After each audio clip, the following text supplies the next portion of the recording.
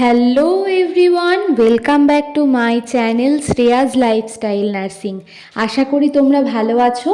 তো এর আগে আমি একটা ভিডিও আপলোড করেছিলাম, সেখানে কিন্তু স্টাফ নার্স গ্রেড 2তে পোস্টগুলো কীরকমভাবে ডিভাইডেড থাকে সমস্ত ইনফরমেশান কিন্তু তোমাদেরকে জানিয়ে দিয়েছিলাম। তো সেই ভিডিওটা যারা দেখোনি, আমি ডেসক্রিপশন বক্সে লিঙ্কটা দিয়ে দিয়েছি, তোমরা কিন্তু অবশ্যই সেই ভিডিওটা গিয়ে দেখে নেবে। তোমাদের স্টাফ নার্স গ্রেড 2 সম্পর্কে যার যা ডাউট রয়েছে সমস্তটাই কিন্তু ক্লিয়ার হয়ে যাবে।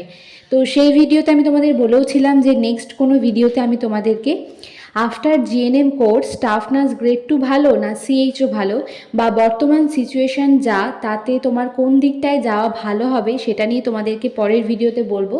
তো আজকের ভিডিওর টপিক কিন্তু এইটাই। আশা করি টাইটেল থাম্বনেল দেখে তোমরা তো বুঝতে পেরেই গেছো। এর ভিডিওতে কিন্তু তোমাদেরকে আমি আফটার জিএনএম কোর্স তোমরা স্টাফ নার্স গ্রেড 2 না সিএইচও কোন দিকে এগোলে তোমাদের জন্য ভালো হবে সেটা কিন্তু বলবো। তো ভিডিওটা স্কিপ না করে কিন্তু অবশ্যই পুরোটা দেখবে। তো চলো শুরু করি। তো প্রথমেই বলি, আফটার জিএনএম কোর্স তোমার হাতে রেজিস্ট্রেশন নাম্বার থাকলে তোমরা কিন্তু বোথ সিএইচও এবং স্টাফ নার্স দুটোর জন্যই কিন্তু এলিজেবল।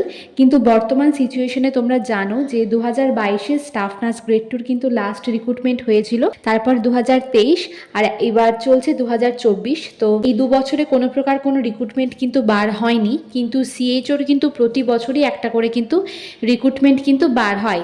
তোমরা যখন রেজিস্ট্রেশন দিয়ে সিএইচওর জন্য এক্সামটা দেবে তখন তোমরা কিন্তু অ্যাজ এ কন্ট্রাকচুয়াল সিএইচও হিসেবে জয়েন করতে পারবে। তখন তোমাদের স্যালারি হবে হচ্ছে 25,000 টাকা, মানে 20,000 টাকা স্যালারি আর 5,000 টাকা একটা ইনক্রিমেন্ট পাওয়া যায়, টোটাল হচ্ছে 25,000 টাকা।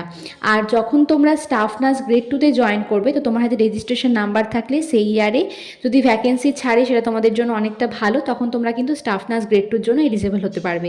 মানে জিএনএম কোর্স করার পরে তোমরা কিন্তু সিএইচওর জন্য এলিজেবল, স্টাফ নার্স গ্রেড 2-র জন্য এলিজেবল।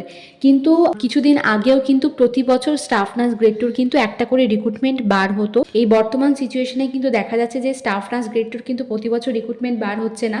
আমরা ভেবেছিলাম 2022-এ বেরিয়েছে, 2023-এ যেহেতু বেরোলো না, 2024-এ হয়তো একটা বেরোবে, কিন্তু 2024টা এভাবেই কিন্তু কেটে গেল। তো দেখা যাক 2025-এ কোনো প্রকার কোনো রিক্রুটমেন্ট বার হয় কিনা। তো সিএইচও তোমরা কিভাবে হতে পারবে, কিভাবে এক্সাম দিতে হয়, কন্ট্রাকচুয়াল সিএইচও কি, পার্মানেন্ট সিএইচও কি, সিএইচওদের স্যালারি কত, সিএইচওদের কী কী কাজ করতে হয়, ঠিক আছে, সমস্ত নিয়ে কিন্তু ডিটেলসে আমার ইউটিউব চ্যানেলে প্রচুর ভিডিও করা আছে। আমি পরপর ভিডিওগুলোর লিঙ্ক ডিসক্রিপশন বক্সে দিয়ে দিব, তোমরা যারা দেখোনি অবশ্যই সেই ভিডিওগুলো দেখে নেবে। তো আজকে যে ভিডিওটা তোমাদেরকে বলবো যে স্টাফ নার্স গ্রেড 2 না সিএইচও কোন দিকটায় তোমাদের যাওয়া ভালো সেইটা নিয়ে কিন্তু তোমাদেরকে বলবো। তো ভিডিওটা শুরু করার আগে তোমাদেরকে বলি যে আমি তোমাদেরকে যা যা কথা বলবো এখন সেগুলো কিন্তু সম্পূর্ণ আমার নিজের মতামত, তো সেগুলো তোমাদের সাথে শেয়ার করছি। আশা করি তোমরা কিন্তু অনেক ইনফরমেশন পেয়ে যাবে। তো চলো শুরু করি। তো প্রথমেই বলি যে জিএনএম করার পরে যদি রিক্রুটমেন্ট ছাড়ে তাহলে স্টাফ নার্স গ্রেড 2 সেটা তো অবশ্যই ভালো, সেটা পেয়ে গেলে তার থেকে তো বড় বিষয় হয় না। কিন্তু যদি স্টাফ নার্স গ্রেড 2 না ছাড়ে আমি বলবো সিএইচওটাও কিন্তু অনেকটা ভালো, যেহেতু বর্তমান সিচুয়েশান যা সেই সিচুয়েশনে দাঁড়িয়ে গভর্নমেন্টের যে কোনো একটা কাজ পাওয়া মানে অনেকটা বড় বিষয়। তো সেই পরিস্থিতিতে দাঁড়িয়ে কিন্তু সিএইচওটা করে নেওয়াই ভালো আমার মনে হয়, যেহেতু পরবর্তীকালে পরিস্থিতি আমরা জানি না যে আরও কতটা খারাপ হতে পারে। তো সেই পরিস্থিতিতে দাঁড়িয়ে কিন্তু প্রাইভেটে জব করার থেকে আমি বলবো যে সিএইচও জবটা করে নেওয়াই কিন্তু অনেকটা ভালো। এবার এই যে স্টাফ নার্স এবং সিএইচও তার কিছু বেসিক ডিফারেন্স কিন্তু আমি তোমাদেরকে বলবো, তো সেগুলো তোমরা ভালো করে শোনো। তো স্টাফ নার্স গ্রেড 2 তোমরা জানো যে হসপিটালে ডিউটি করতে হয়, আর হচ্ছে সিএইচও হিসেবে তুমি যখন ডিউটি করবে সেটা কিন্তু সাব সেন্টারে ডিউটি করতে হয়। আর স্টাফ নার্স হিসেবে তোমাকে শিফটিং ডিউটি করতে হবে, সিএইচও হিসেবে কোনো শিফটিং ডিউটির কথা নেই, সেখানে শুধুমাত্র তোমাকে 10টা থেকে 3টে পর্যন্ত ডিউটি করতে হবে। আর হচ্ছে স্টাফ নার্সের স্যালারি কিন্তু যখন তুমি জয়েন করবে তখন স্টার্টিং স্যালারি কিন্তু 35,000, আর সিএইচও হিসেবে তুমি যদি কন্ট্রাকচুয়াল সিএইচও হিসেবে জয়েন করো তখন তোমার স্যালারি হবে 25,000, আর তুমি তারপরে যদি পরবর্তীকালে গিয়ে পার্মানেন্ট সিএইচও হয়ে যাও সেক্ষেত্রে তোমার স্যালারি হবে কিন্তু 40 থেকে 41,000। তো তোমরা এবার জিজ্ঞেস করতে পারো যে দিদি স্টাফ নার্স আর সিএইচওর স্যালারির এতটা ডিফারেন্স কেন, 5,000 টাকা মতো ডিফারেন্স কেন? তো দেখো সিএইচওদের হচ্ছে 5,000 টাকা করে একটা আলাদা ইনক্রিমেন্ট পাওয়া যায়। তো স্টাফ নার্স আর সিএইচওর স্যালারি কিন্তু মোটামুটি সেমই, কিন্তু সিএইচওতে যেহেতু 5,000 টাকা আলাদা ইনক্রিমেন্ট পাওয়া যায়, তার জন্যই কিন্তু ওই 5,000 টাকাটা এক্সট্রা পাওয়া যায় বলেই বললাম আমি 40 থেকে 41,000 টাকা কিন্তু পার্মানেন্ট যে সিএইচও তার কিন্তু স্যালারি হয়। তো এবার বলতে পারো যে কাজের প্রেশার। তো দেখো এটা তোমাকে অনেকেই বলবে যে স্টাফ নার্সদের নাকি কোনো প্রকার কোনো কাজের প্রেশার নেই, আর সিএইচওদের হচ্ছে অনেকটা প্রেশার। তো হ্যাঁ, সিএইচওদের অবশ্যই প্রেশার থাকবে, যেহেতু তাকে একটা নির্দিষ্ট পপুলেশন এরিয়াতে কাজ করতে হচ্ছে, এবং একটা সাব সেন্টারে যেহেতু সেই হচ্ছে হেড এবং তার আন্ডারে আশা বলো এএনএম বলো সকলেই কাজ করছে, তো তার উপরে তো একটা কাজের প্রেশার থাকবেই। কিন্তু তা বলে যে স্টাফ নার্সদের কাজের প্রেশার থাকে না, এটা কিন্তু একদমই নয়। যেহেতু তাকে শিফটিং ডিউটি করতে হচ্ছে, মর্নিং করতে হচ্ছে, ইভিনিং করতে হচ্ছে, নাইট করতে হচ্ছে, সিএইচওদের এই দিকে একটা ভালো যে তাকে কোনো শিফটিং ডিউটি করতে হচ্ছে না, 10টা থেকে 3টে পর্যন্ত ডিউটি করতে হচ্ছে, কিন্তু কাজের প্রেশার কিন্তু দুটোতেই রয়েছে। তোমাকে যদি কেউ বলে যে না সিএইচও একদম করিস না, সেখানে প্রচুর কাজের প্রেশার, সিএইচও একদম ভালো না, কিন্তু আমি তোমাদেরকে সাজেশন দেব যে বর্তমান সিচুয়েশন যা, সেই সিচুয়েশনে দাঁড়িয়ে কিন্তু যে কোনো একটা কাজ পাওয়া মানে অনেকটা বড় বিষয়। তাই যদি সিএইচওতে চান্স পেয়ে যাও ট্রেনিংয়ের জন্য, যারা জিএনএম করছো অবশ্যই সিএইচও ট্রেনিংটা করো, সেটা কিন্তু একদমই খারাপ নয়। সিএইচও তোমরা করলে কিন্তু যেহেতু একটা নির্দিষ্ট পপুলেশন এরিয়াতে কাজ করবে, তোমরা কিন্তু অনেক কিছু শিখতে পারবে।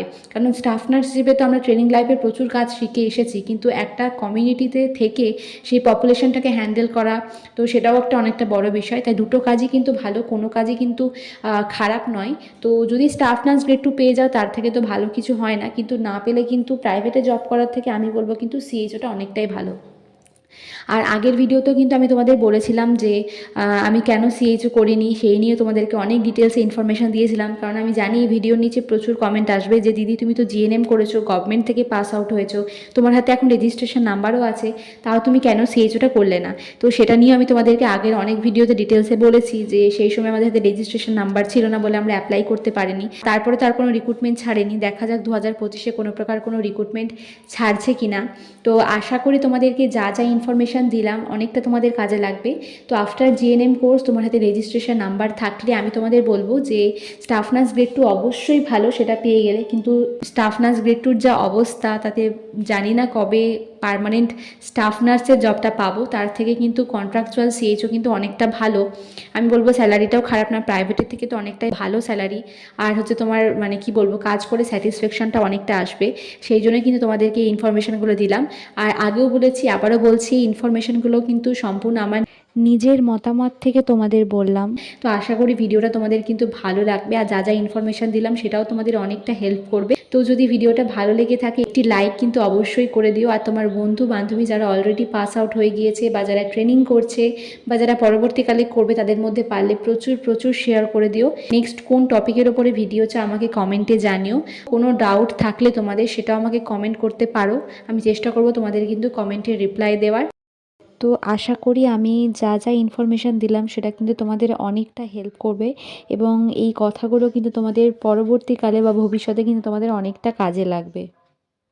আর আমাদের জন্য তোমরা সকলেই একটু প্রে করো যাতে 2025-এ অন্তত একটা রিক্রুটমেন্ট বার হয়। আর এত যে হিউজ নাম্বার অফ স্টুডেন্ট বসে আছে নার্সিং কমপ্লিট করার পর, তো তারা যাতে একটা সিকিওর গভর্নমেন্ট জব পায়, তো তোমরা সকলেই কিন্তু প্রে করো আমাদের জন্য। সবাই সুস্থ থেকো, ভালো থেকো, খুব শীঘ্রই দেখা হবে তোমাদের সাথে পরের কোনো ভিডিওতে। আর অনেকেই ভিডিও দেখো কিন্তু সাবস্ক্রাইব করো না, তাদের জন্য বলবো যে সাবস্ক্রাইব করে আমার চ্যানেলের পাশে থেকো। আমি চেষ্টা করবো তোমাদেরকে আর নতুন নতুন আপডেট দেওয়ার। তো খুব শীঘ্রই দেখা হচ্ছে তোমাদের সাথে পরের কোনো ভিডিওতে। টাটা।